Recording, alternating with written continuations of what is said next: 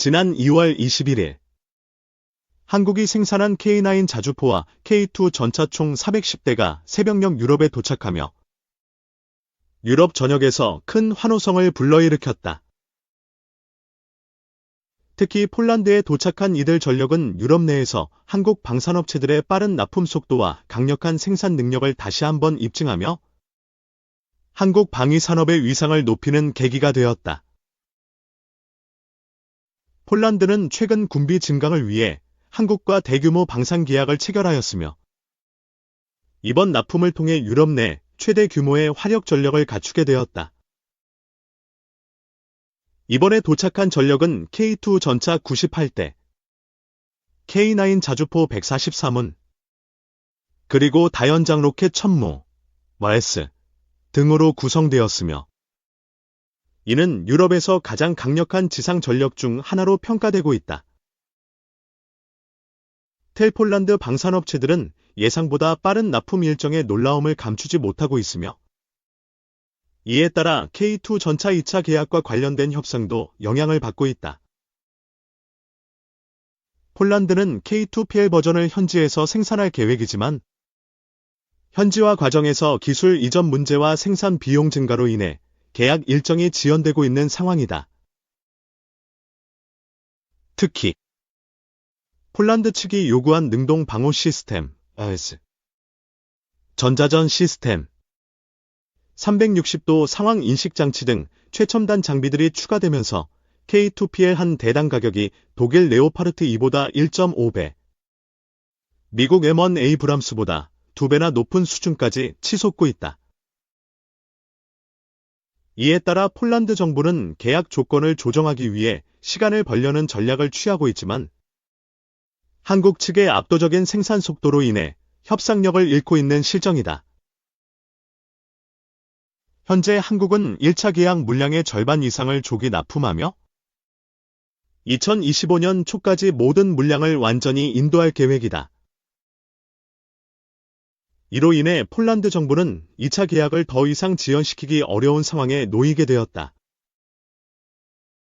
한편 이번 한국산 기갑 장비들의 빠른 납품과 강력한 성능은 북유럽 국가들에도 큰 영향을 미치고 있다. 핀란드는 최근 K9 자주포의 성능에 만족하며 주변국들과 공동 구매를 추진하고 있으며 노르웨이, 에스토니아 등도 한국산 무기에 대한 관심을 높이고 있다. 특히 한국 무기의 혹한기 작전 능력은 유럽 내에서 강력한 경쟁력을 갖추고 있다. 독일과 프랑스제 무기들이 혹한기에서 성능 저하 문제를 겪고 있는 반면 한국의 K9과 K2는 영하 40도에서도 정상 작동하며 우수한 기동성을 유지하는 것으로 평가되고 있다. 이러한 성과는 단순한 방산 수출을 넘어 한국이 세계적인 군사 강국으로 자리매김하는 중요한 계기가 되고 있다. 한국 방산업체들은 높은 생산력과 신속한 납기, 그리고 우수한 성능을 바탕으로 글로벌 방산 시장에서 입지를 더욱 확대해 나가고 있으며 향후 유럽과 중동 시장에서도 추가적인 수출 계약이 기대된다. K9과 K2의 유럽 도착은 한국 방산 산업이 새로운 전성기를 맞이하고 있음을 보여주는 중요한 사건이며 앞으로도 한국의 군사 기술력이 세계적인 수준으로 발전할 것임을 예고하고 있다. 한국의 방위 산업이 세계적인 주목을 받고 있다. 특히 K2 전차와 K9 자주포의 빠른 납품은 폴란드와 같은 수입국에 커다란 영향을 미쳤다. 하지만 예상보다 빠른 공급이 폴란드의 새로운 문제를 야기하고 있다. 폴란드는 자국 내 방산 산업을 강화하려 했으나 한국의 속도에 맞춰 대응하기 어려운 상황에 처했다. K2 전차와 K9 자주포의 신속한 인도가 폴란드에 미친 영향과 폴란드가 직면한 도전 과제, 그리고 한국 방산의 미래 전망을 살펴본다. 2025년 2월 한국은 폴란드의 K2 전차 14대와 K9 자주포 8대를 추가로 인도했다. 이는 2022년 체결된 대규모 무기 계약의 일부로 폴란드는 총 330대 이상의 한국산 무기 체계를 확보하게 됐다. 한국의 방산업체들은 계약 체결 이후 신속한 생산과 인도를 통해 국제적으로 신뢰를 쌓고 있다. K2 전차와 K9 자주포는 우수한 성능과 합리적인 가격, 그리고 빠른 납품 속도를 갖춰 유럽 시장에서 강력한 경쟁력을 보이고 있다. 하지만 이러한 빠른 공급은 폴란드에 예상치 못한 고민을 안겨주고 있다. 폴란드는 단순한 무기 구매를 넘어 자체적인 방산 산업을 키우기 위한 계획을 세웠다. 하지만 한국의 납품 속도에 맞춰 생산 능력을 끌어올리는 것이 쉽지 않다. 폴란드는 한국과의 무기 계약을 통해 강력한 화력을 확보했지만 한편으로는 자국 내 방산 산업 발전에도 신경을 쓰고 있었다. 폴란드는 원래 K2 전차를 현지화한 K2PL 버전을 개발하고 이를 통해 독자적인 생산 기반을 구축하려 했다. 그러나 빠른 납품 속도로 인해 충분한 준비 시간이 확보되지 못했고 자체 생산 계획에도 차질이 생겼다. 폴란드 정부는 한국과의 기술 이전을 통해 장기적으로 K2PL 전차를 생산하려 했으나 생산 시설이 미비하고 기술 이전 비용이 예상보다 높아 현실적으로 어려움을 겪고 있다. 결과적으로 한국에서 직수입한 K2 전차와 자국 내 생산을 추진하려던 계획 사이에서 딜레마에 빠졌다. K2 전차의 2차 계약이 지연되고 있는 것도 이러한 문제와 연관이 깊다. 폴란드는 처음에는 K2 전차를 수입한 후 점진적으로 K2PL 버전으로 전환하는 계획을 세웠다. 그러나 한국이 이미 폴란드가 원하는 기능을 포함한 K2M 모델을 개발 중이라 별도의 현지화 작업이 필요할지에 대한 논의가 지속되고 있다. 또한 폴란드는 자체 생산을 고집하고 있지만 현실적으로 생산 능력이 부족하다. 이에 따라 추가 계약을 진행하기 전에 생산 인프라를 갖출 필요가 있는데 이 과정에서 시간이 지체되고 있다. 반면 한국 측에서는 K2 전차의 높은 수요를 감안해 다른 국가와의 계약을 고려해야 하는 상황이다. 따라서 폴란드가 신속한 결정을 내리지 못할 경우 한국은 다른 나라와의 협상을 우선할 가능성도 있다. 한국 방산업체들은 빠른 납품 속도를 유지하고 있지만 생산 능력에는 한계가 있다. 이미 K2 전차와 K9 자주포의 글로벌 수요가 급증하면서 생산 일정이 빠듯한 상황이다.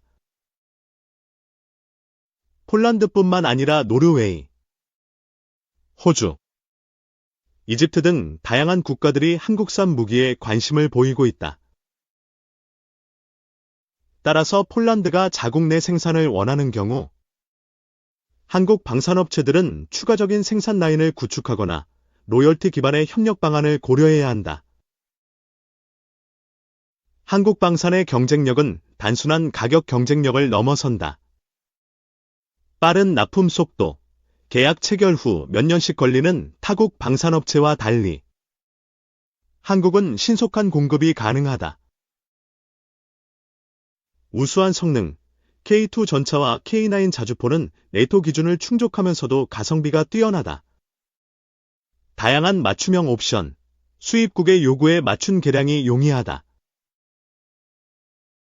이러한 강점 덕분에 한국 방산은 유럽뿐만 아니라 중동, 아프리카 등 다양한 지역에서 관심을 받고 있다.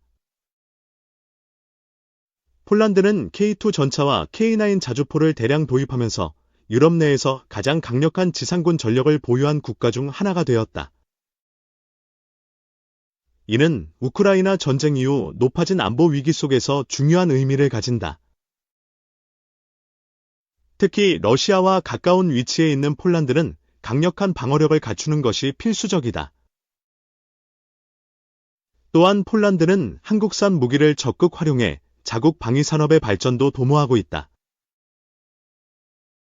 다만 한국과의 협력이 어느 정도까지 확대될지는 앞으로의 협상 과정에서 결정될 것이다. K방산의 성공적인 수출 사례는 향후 더 많은 기회를 의미한다. 유럽 지역에서 추가 계약 가능성이 높아지고 있으며 중동 및 동남아시아 국가들도 한국산 무기에 큰 관심을 보이고 있다. 장기적으로는 한국 방산업체들이 글로벌 시장에서 주요 무기 공급자로 자리 잡을 가능성이 크다. 특히 K2 전차와 K9 자주포의 성공적인 납품 사례는 한국 방산업의 국제적 신뢰도를 높이는 중요한 계기가 될 것이다. 이 K방산 수출 100조 원 스포트라이트에 가려진 핵심 기술 현주소는 2일 방산업계에 따르면 하나에어로스페이스와 한국항공우주산업, KI, 라그넥스원, 하나시스템, 하나오션, HD현대중공업, 현대로템 등 7개 기업의 방산 부문 수주 잔액이 지난해 말 기준 총 105조 6천억 원에 달하는 것으로 집계됐다. 이들 7대 방산 기업은 3에서 5년치 일감을 확보한 상태다. 최근 국제 정세의 불확실성으로 무기 수요가 급증하는 가운데 구매국들이 요구하는 가성비 있는 우수한 무기 체계를 적시에 공급할 수 있는 역량을 갖춘 한국 방산업체가 시장을 선점했다는 분석이다. K방산의 성장은 현재 진행형이다. 리그넥스원은 지난해 9월 이라크와 3조 7천억 원 규모의 지대공 유도미사일 계약을 체결했고 KI는 필리핀과 F-50 경공격기 수출 협상을 진행 중이다. K방산이 최근 수출 실적과 관련 화려한 스포트라이트를 받는 것은 사실이다. 반면 한국이 명품 무기에 적용되는 핵심 기술의 부재로 미국, 유럽 등 기존 방산 선진국에 의존하는 현실은 제대로 조명받지 못하고 있다. 엔진과 소프트웨어, SW 등 무기의 핵심 기술을 외국에 의존하다 보니 수출 계약이 해당 국가의 승인 여부에 따라 좌지우지되는 사례가 적지 않게 발생하고 있다. 대표적인 사례가 하나에어로스페이스에서 제작한 K9 자주포다. 세계 시장의 50% 이상을 점유한 K9 자주포는 현재까지 1,300문 이상이 수출됐다. 하나 측은 그동안 독일제 엔진을 사용해 독일 정부의 승인을 받아야만 K9 자주포를 팔 수 있었다. 중동 등 일부 국가엔 수출 불가 판정이 나오기도 했다. 다행히 K9 자주포 엔진은 지난해 말 최종 국산화 작업이 완료됐고 앞으로는 국산 엔진이 들어간 제품이 수출될 예정이다. HD현대중공업이 건조를 마치고 지난해 말 취역한 차기 이지스 구축함 정조대왕함에 탑재된 탄도 미사일 요격용 SM-6 함대공 유도탄은 국산 무기다. 다만 탄도 미사일을 탐색, 분석해 이에 대응하는 전투체계 SW는 미국 로키드 마틴 제품이다. 핵심 소스는 로키드 마틴만 알고 있고 수리 역시 이들이 직접 해야 한다. 한국 해군이 수리를 포함한 독자적인 운용이 사실상 어렵다는 것이다. 업계 관계자는 정조대왕함보다 앞서 전력화된 7,200톤급 이지스 구축함 세종대왕함의 경우 SW 비용이 전체 건조 비용의 40%에 달한다며 이를 국산화할 경우 수출 국가 다변화뿐 아니라 수익성도 개선할 수 있다고 설명했다. 한국 방산업계가 미래 무기 체계의 핵심인 인공지능, AI, 기술에서도 해외에 크게 의존하고 있는 점은 K방산의 지속가능한 성장과 미래 시장 선점에 부정적 요소로 작용하고 있다. 방산 및 정보기술, IT, 업계에 따르면 주요 방산 업체들이 자체 연구소를 세워 AI 기술을 고도화하고 있지만 핵심 기술은 미국의 방산 AI 업체 팔란티어 등 해외 업체들 기술에 의존하고 있다. 국방기술진흥연구소의 국방기술기획서에 따르면 한국의 국방 분야 AI 기술 수준은 미국 등 선진국보다 약 4.1년 뒤처져 있다. 방산 AI 분야의 초기 전력으로 평가받는 전장 인식 및 판단 기술력은 선진국 대비 78.3%,